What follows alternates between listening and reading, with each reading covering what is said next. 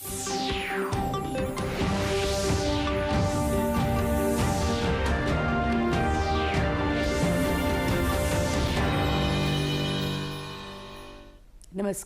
उत्तराखंड समाचार में आपका स्वागत है। मैं हिना जोशी। प्रस्तुत है मुख्य समाचार।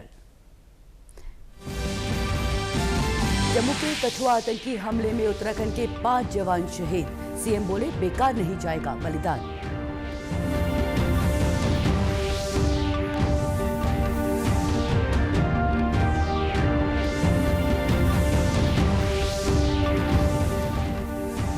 मुख्यमंत्री ने लिया कुमाऊं के बाढ़ प्रभावित इलाकों का जायजा।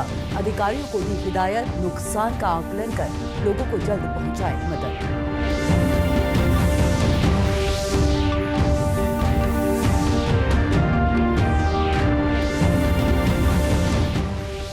कल होने वाले बद्रीनाथ और मंगलौर विधानसभा उपचुनाव को लेकर पूरी हुई तैयारी। मतदान केंद्रों तक पहुंच रही सभी पोलिंग पार्टियां, सुरक्षा के कड़े इंतजाम।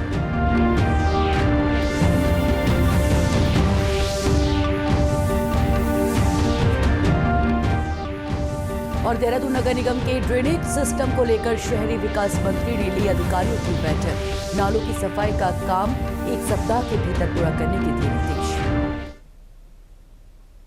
और अब समाचार विस्तार से। जम्मू कश्मीर के कठुआ में कल आतंकी हमले में सेना के 5 जवान वीरगति को प्राप्त हो गए। शहीद हुए सभी जवान उत्तराखंड से हैं। आतंकी हमले में रुद्रप्रयाग जिले के कांडाखाल निवासी नायब सूबेदार आनंद सिंह रावत, पौड़ी जिले के लैंसडौन निवासी हवलदार कमल सिंह, रिखड़ीखाल निवासी राइफलमैन अनुज नेगी, टिहरी जिले के कीर्तिनगर ब्लॉक के थाती डागर निवासी राइफलमैन आदर्श नेगी और चौंद जसपुर गांव के नायक विनोद सिंह ने अपना सर्वोच्च बलिदान दिया। राष्ट्रपति द्रौपदी मुर्मू, रक्षा मंत्री राजनाथ सिंह, राज्यपाल गुरमीत सिंह और मुख्यमंत्री पुष्कर सिंह धामी ने उत्तराखंड के वीर जवानों की शहादत पर गहरा दुख व्यक्त किया है। मुख्यमंत्री ने कहा कि देश की रक्षा करते हुए आतंकवाद के विरुद्ध सेना के जवानों का ये सर्वोच्च बलिदान व्यर्थ नहीं जाएगा। इस कायरतापूर्ण हमले में शामिल आतंकवादियों को किसी भी कीमत पर बख्शा नहीं जाएगा। देखिए, उत्तराखंड देवभूमि के साथ साथ वीरभूमि है और आज हमारे 5 वीर जवानों के शहीद होने की सूचना मिली है, जो बहुत ही कष्टकारी है, दुखद है। लेकिन हमारे 5 जवान जिन्होंने अपना सर्वोच्च बलिदान दिया है भारत माता की रक्षा के लिए, हम सब की रक्षा के लिए, उनका बलिदान बेकार नहीं जाएगा और पूरा राष्ट्र उनको याद करेगा। निश्चित रूप से हमारे इन वीर जवानों का बदला लिया जाएगा। आतंकवाद का सफाया होगा, अलगाववाद का सफाया होगा, विघटनकारी शक्तियों को तगड़ा जवाब दिया जाएगा। ऐसे समय में मैं जिन परिवारों ने अपने बेटों को, अपने पारिवारिक जनों को खोया है, भगवान से प्रार्थना करता हूं कि उन सभी को भगवान इस कठिन समय में शक्ति प्रदान करे, उनको साहस प्रदान करे। हम सब, पूरा उत्तराखंड, पूरा देश उन वीर जवान शहीद परिवारों के साथ है, हर प्रकार से साथ है। इस दुख की घड़ी में मैं भगवान से प्रार्थना करूंगा कि उनको, दिवंगत आत्माओं को, उन वीर जवानों को भगवान अपने श्री चरणों में स्थान दे। निश्चित रूप से बहुत दुखद है और ऐसे समय में हम परिवारजनों के साथ खड़े हैं, हमारे परिवार के हैं, क्योंकि उन्होंने जो अपनी शहादत दी है वो संपूर्ण देश के लिए दी है, संपूर्ण देश की रक्षा के लिए दी है। कठुआ आतंकी हमले के बाद जहां पूरे उत्तराखंड में शोक की लहर है, वहीं शहीदों के गांव में भी मातम पसरा है।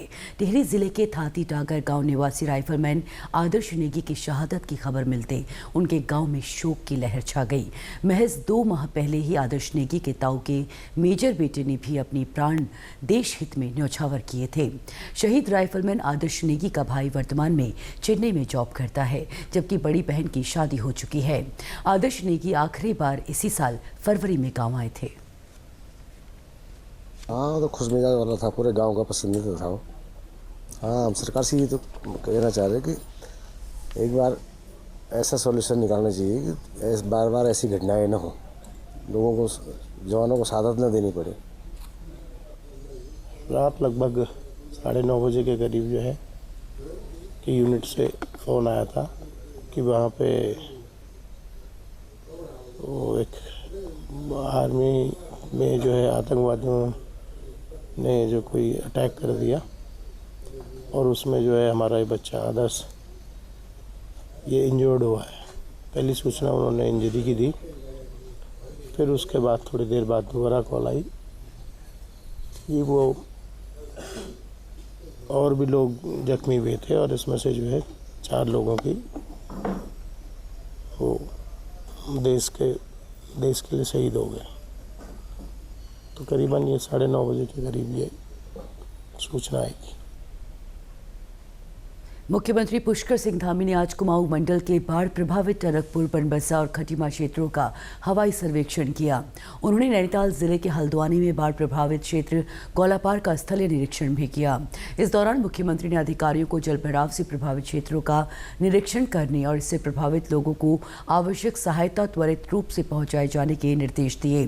हल्द्वानी में कौला नदी से हुए भू कटाव के निरीक्षण के दौरान उन्होंने सिंचाई विभाग को कौला नदी के 500 मीटर भाग में चैनलाइजेशन, वायर क्रेट और सुरक्षात्मक कार्य शुरू करने के निर्देश दिए। तो जो ज़्यादा से ज़्यादा राहत, ज़्यादा से ज़्यादा सहायता पहुंचानी है, उनकी सहायता करनी है, सुरक्षित स्थानों पर पहुंचाना है, उन सब कामों के लिए कहा गया है। सभी अलर्ट मोड में रहें और जो भी ज़रूरी हो उस काम को करें। अभी सभी को चूँकि कहा गया है कि आपदा राहत के काम को प्राथमिकता से लें। जो सड़कें हमारी कट गई हैं या संपर्क टूट गया है उनका संपर्क स्थापित करें। जहाँ भूस्खलन हो गया है, मलबा आ गया है, जहाँ संपर्क नहीं हो पा रहा है, पुल बह गए हैं, वहाँ पर कुछ वैली ब्रिज भेजे जा रहे हैं। उन सबको हमारा पूरा प्रयास है कि सबसे पहले जो है हमारा जो जनजीवन जो काफ़ी प्रभावित हुआ है। वहीं मुख्यमंत्री ने चंपावत जिले में आपदा प्रभावित टनकपुर, बनबसा के सैलानी गोठ, चंदनी और शारदा घाट का स्थलीय निरीक्षण किया, जबकि फागपुर, कड़ी गोठ आदि क्षेत्रों का हवाई सर्वे किया। इस दौरान मुख्यमंत्री ने आपदा प्रभावितों को हर संभव मदद का भरोसा दिलाया। साथ ही प्रशासन को अतिवृष्टि से हुए नुकसान का जल्द आकलन कर मुआवजा राशि बांटने के निर्देश दिए। ऐसा हमारा मानना है और हमने अपने ग्राम सभा उचेली गोठ की जो समस्याएं रखी और उनको जो ज्ञापन दिया है अभी उसमें तुरंत कार्रवाई हेतु अग्रेसित कर दिया गया है, जिसमें लोगों के जो ज़मीन बह रही है और जो भूकटाव हो रहा है और जो ये आपदा से नुकसान हुआ है उसकी भरपाई के लिए माननीय मुख्यमंत्री जी द्वारा तुरंत कार्रवाई हेतु यहाँ के अधिकारियों को निर्देशित किया गया है। चंपावत के बनबसा टनकपुर में आपदा से पीड़ित लोगों के से मिलने के लिए यहाँ पर आए। सर्वप्रथम तो सर आज वो सैलानी गोठ, ये शारदा घाट और यहाँ की जो नया गोठ, बोरा गोठ और ये नसार मंडी के सारे लोगों से मिले जो प्रभावित परिवार थे। उनका हालचाल पूछा, उनके दुख दर्द को बांटा और अधिकारी को तुरंत निर्देश दिए गए कि तत्काल संबंधित लोगों को राहत सामग्री और उनको मुआवजा राशि वितरित की जाए। चमोली जिले की बद्रीनाथ और हरिद्वार जिले की मंगलौर विधानसभा सीटों पर कल होने वाले उपचुनाव की तैयारियां पूरी कर ली गई हैं। मतदान प्रक्रिया सुबह 8 बजे से शाम 6 बजे तक चलेगी। उपचुनाव को लेकर उप मुख्य निर्वाचन अधिकारी मुक्ता मिश्र और सहायक मुख्य निर्वाचन अधिकारी मस्तूर दास ने मीडिया से बातचीत की। उन्होंने बताया कि चुनाव को लेकर पोलिंग पार्टियां रवाना हो चुकी है। साथ ही चुनाव आयोग की सभी तैयारियां पूरी होने की भी उन्होंने बात कही। बद्रीनाथ में 210 पोलिंग स्टेशन है और मंगलौर में 132 पोलिंग स्टेशन है। इस प्रकार हमारे कुल 342 पोलिंग स्टेशन पर कल सुबह 8 बजे से और साढ़े 6 बजे के बीच मतदान होना है। आज हमारी सभी पोलिंग पार्टियां मूव कर चुकी हैं। 17 पोलिंग पार्टियां कल जो बद्रीनाथ की दूरस्थ पोलिंग पार्टियां थी वो कल मूव कर चुकी थी और रिमेनिंग आज थी। और मंगलौर की 132 पोलिंग पार्टियां आज ही मूव करनी थी, जिसमें से बद्रीनाथ की 177 पोलिंग पार्टियां हमारी ऑलरेडी अपने पोलिंग स्टेशन पे पहुंच गई है और मंगलौर की जो 132 पोलिंग पार्टियां हैं वो सब की सब अपने पोलिंग स्टेशन पे पहुंच चुकी है। वहीं बद्रीनाथ विधानसभा उपचुनाव के लिए सभी 210 पोलिंग पार्टियां रवाना हो चुकी हैं। चमोली के जिला निर्वाचन अधिकारी हिमांशु खुराना की निगरानी में आज 193 पोलिंग पार्टियों को चुनाव सामग्री के साथ स्पोर्ट्स स्टेडियम गोपेश्वर से रवाना किया गया। इससे पहले सोमवार को 17 पोलिंग पार्टियां रवाना की गई। चुनाव को पारदर्शी और शांतिपूर्वक संपन्न कराने के लिए 920 मतदान कर्मियों और 650 से अधिक सुरक्षा जवानों की तैनाती की गई है। निष्पक्ष चुनाव के लिए 105 मतदेय स्थलों से वेबकास्टिंग की व्यवस्था भी की गई है। देखिए, बद्रीनाथ उपचुनाव निर्वाचन में आज हमारी जो शेष पोलिंग पार्टियां हैं, कल 8 जुलाई को हमारी जो दुरुस्त वाली थी वो रवाना हो गई थी और सभी सकुशल अपने जो मतदान केंद्र है वहाँ पहुँच गए थे। आज जो हमारी रिमेनिंग पोलिंग पार्टीज हैं वो आज रवाना हो रही हैं, तो उसमें से अधिकांश सभी को हमने सामग्री इनमें वितरित कर दी है। बारिश को देखते हुए हमने यहाँ पर जो हमारे वल्नरेबल पॉइंट्स हैं, ऐसे हमने पॉइंट्स आइडेंटिफाई कर रखे हैं जहाँ पर रोड बंद होने की संभावना होती है, तो वहाँ पर एक्स्ट्रा वाहनों की तैनाती और जो जनपद में जो भी हमारे जेसीबी एक्सकेवेटर हैं सभी को मोबिलाइज करते हुए और जो वल्नरेबल स्पॉट्स हैं जहाँ रोड बंद हो सकते हैं तो हमने मशीनों की भी तैनाती करी है कि पोलिंग पार्टीज हमारी सकुशल मतदान केंद्र पर पहुँच सकें और उनको किसी भी तरह का व्यवधान का सामना न करें। उधर बंगलौर विधानसभा उपचुनाव के लिए भी आज रोशनाबाद स्थित जिला मुख्यालय से सभी पोलिंग पार्टियां रवाना हुई। मतदान के दौरान मौसम के मद्देनजर जिला प्रशासन ने 8 मतदान केंद्रों पर विशेष इंतजाम किए हैं। वहीं पुलिस प्रशासन ने सुरक्षा के भी कड़े बंदोबस्त किए हैं। बंगलौर विधानसभा को 4 जोन और 2 सुपर जोन सहित 16 सेक्टर में बांटा गया है, जहां पर्याप्त पुलिस बलों की तैनाती की गई है। यहाँ वक्त हो चला है छोटे से विराम का, जल्द हाजिर होते हैं।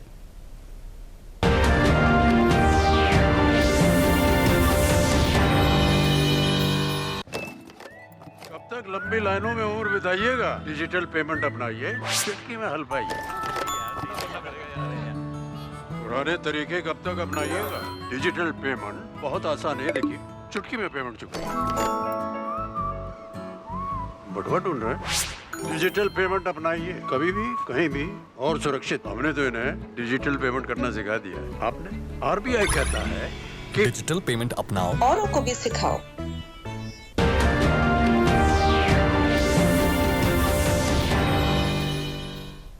विराम के बाद आप सभी का पुनः स्वागत।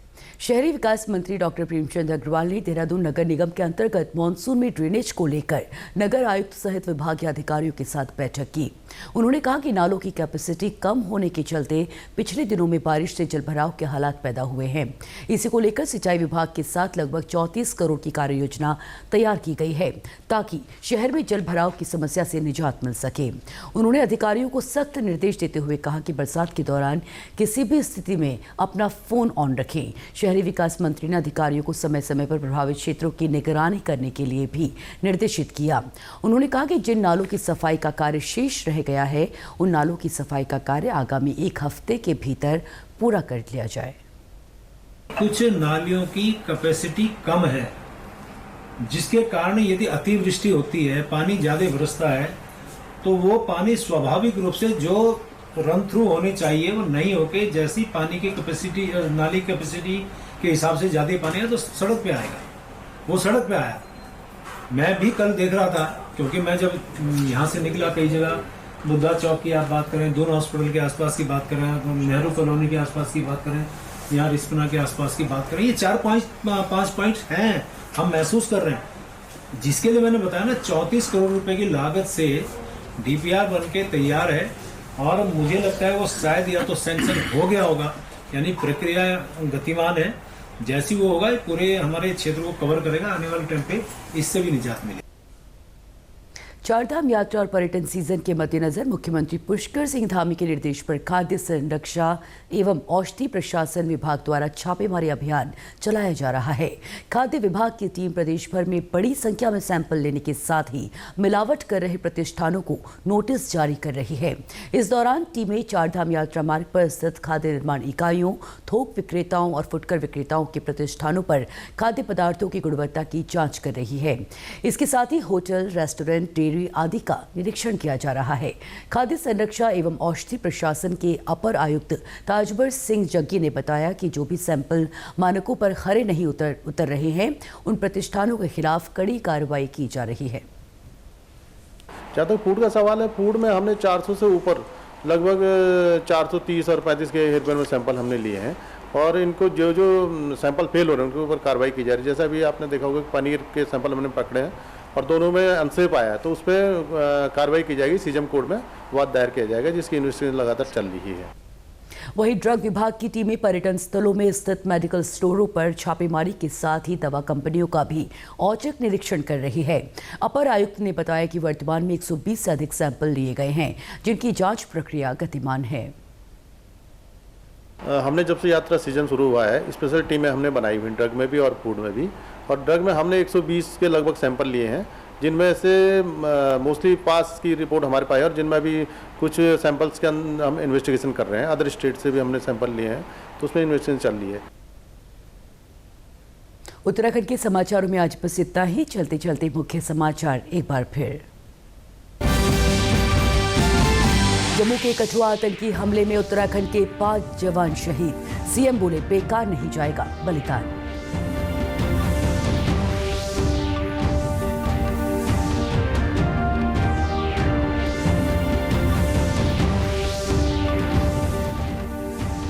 मुख्यमंत्री ने लिया कुमाऊं के बाढ़ प्रभावित इलाकों का जायजा। अधिकारियों को दी हिदायत, नुकसान का आकलन कर लोगों को जल्द पहुंचाएं मदद।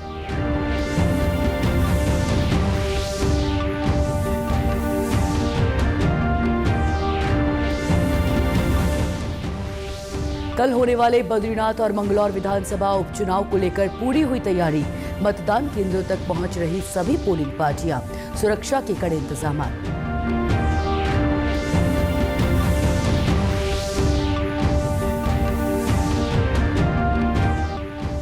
और देहरादून नगर निगम के ड्रेनेज सिस्टम को लेकर शहरी विकास मंत्री ने ली अधिकारियों की बैठक। नालों की सफाई का काम 1 सप्ताह के भीतर पूरा करने के दिए निर्देश। प्रदेश से जुड़ी अपडेट्स के लिए आप हमसे सोशल मीडिया के माध्यम से भी जुड़ सकते हैं। हमारा एक्स हैंडल है DD_News_देहरादून। हमारा फेसबुक पेज है DD न्यूज़ उत्तराखंड। हमारे YouTube channel DD news Uttarakhand को आप सब्सक्राइब करें और हमारे Instagram page DD news Uttarakhand को भी आप फॉलो कर सकते हैं।